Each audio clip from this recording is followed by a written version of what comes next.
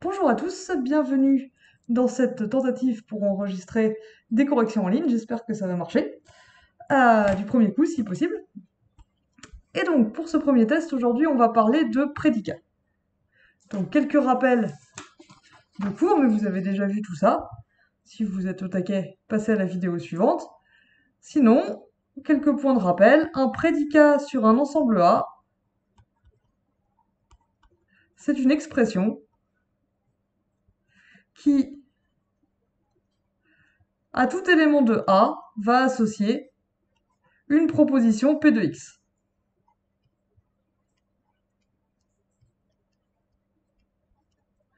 Donc pour chaque choix de X dans A, vous obtenez une proposition. Par exemple, sur R, on pourrait regarder le prédicat X supérieur ou égal à 2.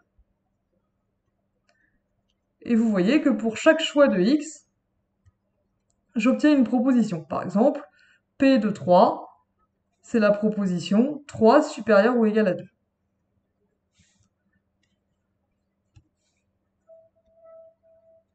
Et cette proposition-là, elle est vraie. Vous vous rappelez, une proposition, c'est un énoncé auquel on peut attribuer une valeur de vérité. Une proposition, elle est vraie ou fausse. Vous voyez qu'un prédicat, en l'état, tel quel, comme ça, il n'a pas de valeur de vérité. Si je vous demande est-ce que c'est vrai que x est supérieur ou égal à 2, vous allez me dire ça dépend c'est qui x. Et il faut donc que je choisisse un x.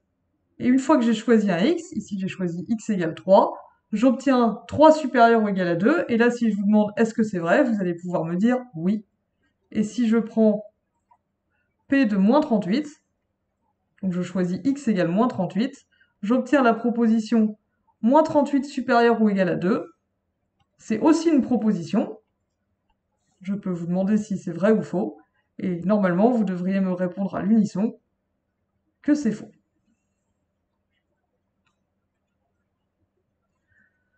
Donc les prédicats comme ça qui dépendent d'une variable x qui vit dans un ensemble A, on appelle ça des prédicats unitaires. Et on peut aussi parler de prédicats un peu plus compliqués, comme par exemple des prédicats binaires sur non pas un mais deux ensembles, sur un produit A croix B de deux ensembles. Un prédicat binaire sur, A croix B, c'est une expression qui a chaque x dans A et y dans B, où on écrit aussi, comme vous avez dû le voir en théorie d'ensemble, xy dans A croix B, associe une proposition P de xy.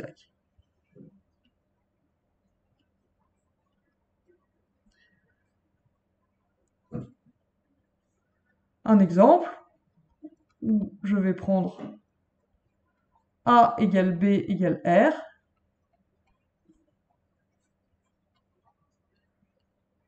Pour tout choix de réel x et de réel y, P de xy, ça va être la proposition x plus y égale 0, par exemple.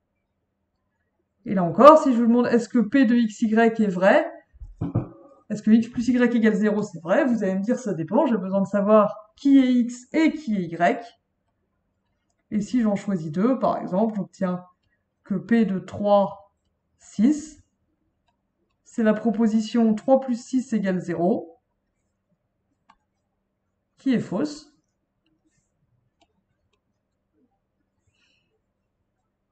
Et si je prends 3 moins 3, j'obtiendrai la proposition 3 plus moins 3 égale 0, qui elle est vraie.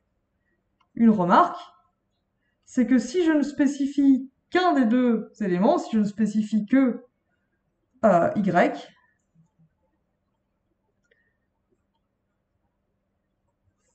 par exemple je vais prendre y égale 2,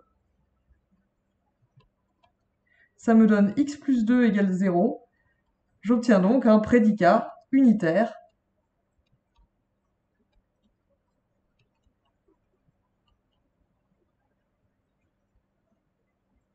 sur R. Donc si vous spécifiez un élément de R croix R, c'est-à-dire un couple de réels, comme ici 3, 6, vous obtenez une proposition. Par contre, si vous ne fixez qu'une seule des deux variables, vous obtenez P de x2 qui est un prédicat unitaire sur l'autre variable, sur x qui vit dans R.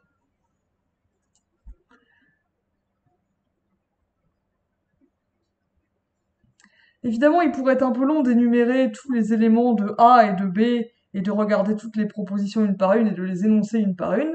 Et comme raccourci lorsqu'on utilise ce genre de raisonnement, on emploie des quantificateurs.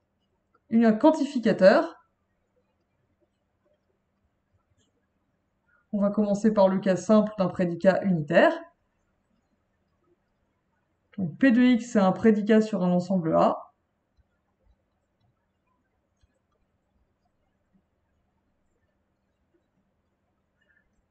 Vous pouvez former deux propositions. Pour tout x dans A, P de x, c'est la proposition qui est vraie si, quel que soit le x que vous choisissez dans A, P de x est toujours vrai. Par exemple ici, avec A égale R et P de x égale x supérieur ou égal à 2, pour tout x dans R, P de x, ça c'est faux. Ce n'est pas vrai que pour tout x dans R, x est supérieur ou égal à 2. Pour démontrer qu'une proposition comme ceci est vraie, il faut prendre un x quelconque dans A et démontrer P de x en toute généralité. Une autre façon de former des propositions à partir des prédicats, c'est le quantificateur dit existentiel, qui nous donne la proposition « il existe x dans A tel que P de x ». Ces deux choses-là sont des propositions, ça veut dire qu'elles ont une valeur de vérité. Ici, par exemple, il existe x dans R tel que P de x est tel que P de x, autrement dit, il existe x dans R tel que x est supérieur ou égal à 2, c'est vrai. On le sait puisqu'on a trouvé un élément de R tel que P de x soit vrai. P de 3 est vrai. Donc pour démontrer cette proposition, il suffit de trouver un exemple de x dans A qui vérifie P de x. Et ça suffit à démontrer la proposition il existe x dans A, P de x.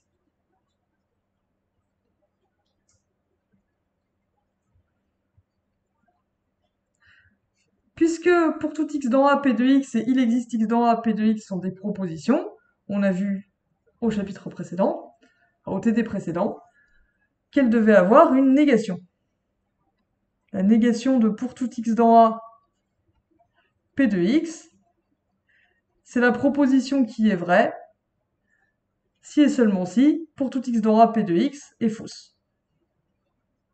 Et vous avez vu en cours que c'est il existe x dans A tel que non P de x.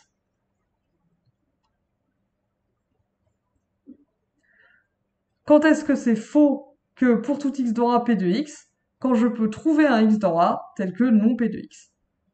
Par exemple, ici, je sais que c'est faux que pour tout x dans R, x est supérieur ou égal à 2, puisqu'il existe un x dans R, moins 38, tel que non P de moins 38 est vrai. Symétriquement, la négation de il existe un x dans A, P de x, la proposition qui est vraie quand il existe x dans A, P de x est fausse, c'est pour tout x dans A, non P de x. Quand est-ce que c'est faux qu'il existe au moins un x dans A tel que P de x, quand absolument tous les x dans A vérifient non P de x. J'aimerais attirer ici votre attention sur une source d'erreur, c'est que quand on prend la négation, vous voyez qu'on reste dans le même ensemble A. Ça peut vous paraître évident, puisque de toute façon, P de x, on l'avait défini pour x dans A, et pas ailleurs, donc on voit pas très bien où d'autres on pourrait prendre la variable. Là où ça peut induire en erreur, c'est quand A est décrit non pas comme un ensemble, mais avec des inégalités, par exemple. Ainsi, la négation de pour tout x supérieur à 0, P de x,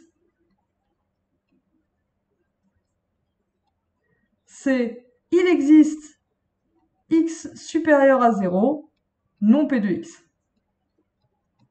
Et ce n'est pas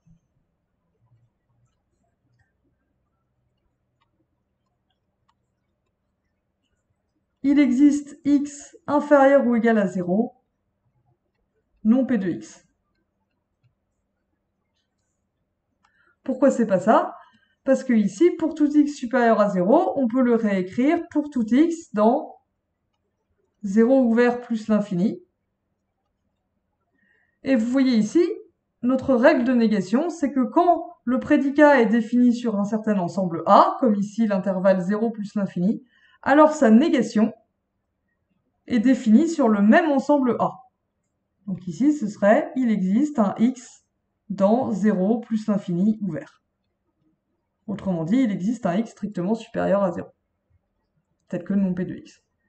Il faut que x continue de varier dans le même ensemble. Et donc la négation de pour tout x supérieur à 0, P de x, ce n'est pas il existe x inférieur ou égal à 0, non P de x.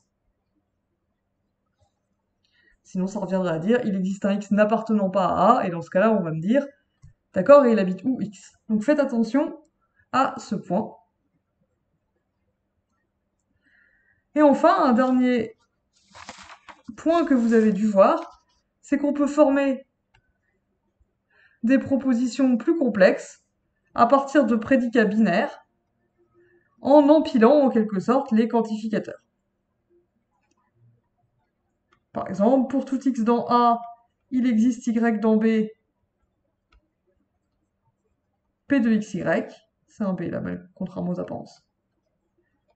C'est aussi une proposition. Il existe y dans B, tel que pour tout x dans A, P de xy, c'est une autre proposition. Donc attention ici, si vous avez des quantificateurs différents sur chacune des deux variables d'un prédicat binaire, ici pour tout il existe, et ici il existe pour tout, alors l'ordre des quantificateurs a une importance. Ces deux propositions-là, elles ne sont pas équivalentes. Donc ça, ce sera l'objet de l'exercice 3. Ce que vous avez vu, et ce qu'on va utiliser, c'est que celle-ci, il existe un y dans B tel que pour tout x dans A, P de xy, implique celle-ci. Autrement dit, de ceci, vous pouvez déduire cela, mais pas dans l'autre sens. Je vous invite à réfléchir un peu à la logique de la chose. Ce qu'on dit avec ici celle du bas, c'est qu'il existe un y dans B qui, entre guillemets, marche pour tous les x dans A, dans le sens où, quel que soit x que je prends dans A, P de xy sera vrai. Quel que soit x, et ce sera le même y. Tandis que celle du haut dit, pour chaque x dans A, je peux trouver un y dans B, qui dépend peut-être de x, tel que P de xy. Par exemple, si on reprend le prédicat que j'ai juste au-dessus, avec x plus y égale 0, pour tout x dans R, il existe y dans R tel que x plus y égale 0.